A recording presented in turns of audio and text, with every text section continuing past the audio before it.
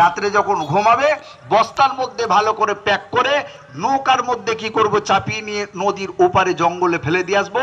ও শিয়াল কুকুরে যা পারবে ছিঁড়ে খুঁড়ে খেয়ে শেষ করে দেবে। বলে দারুণ আইডিয়া, দারুণ কথা বলেছি, চল।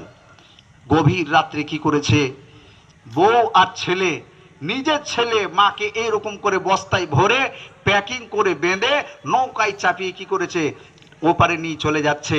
গভীর জঙ্গলে রাত্রিবেলায় যখন ফেলে দিয়ে চলে আসছে, আল্লাহর কি হুকুম, চতুর্দিকে বজ্রঘাত পড়তে শুরু হয়েছে, বিদ্যুৎ চমকাতে শুরু করে দিয়েছে।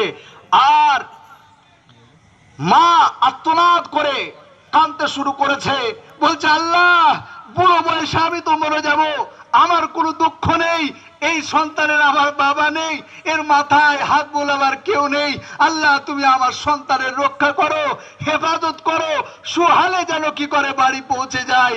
আমি মরি এটা আমার কোনো দুঃখ নেই, কিন্তু আমার সন্তানের তুমি হেফাজত করো, রক্ষা করো। হতভাগা সন্তান, মা যখন চিৎকার করে এরকম করে আল্লাহর কাছে দোয়া করছে, আর্তনাদ করতে শুরু করেছে, সন্তানের কানে আওয়াজ গেছে। সন্তান বলে, হায় রে, আমি এত হতভাগা, আমার মাকে আমি ফেলে দিলাম, মেরে দিতে চেয়েছিলাম, সেই মা নিজের কথা ভাবছে না, এখনো আমার কথা ভাবছে। আমি তো বড় ভুল করেছি, না না না, মাকে এরকম ফেলে দেওয়া যাবে না। এসে মাকে তুলে নিয়ে বলছে, মা ভুল করেছে আমি, চলো। নিয়ে এসেছে মাকে, নিয়ে আসার পরে বিবি এবার অন্যদিকে আছে। সেই সময় সেই সুযোগে মাকে জিজ্ঞাসা করছে, মা এই বৃত্তান্ত তুমি কি আমার বিবির কাছে এই দাবি করেছিলে?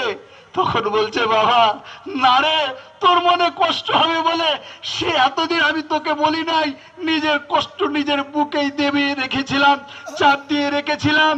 সেই কথাটা কি জানিস, তোর শাশুড়ি মাকে প্রত্যেকদিন গরম গরম রান্না করে খাওয়ায়, আমাকে বাসি খাবার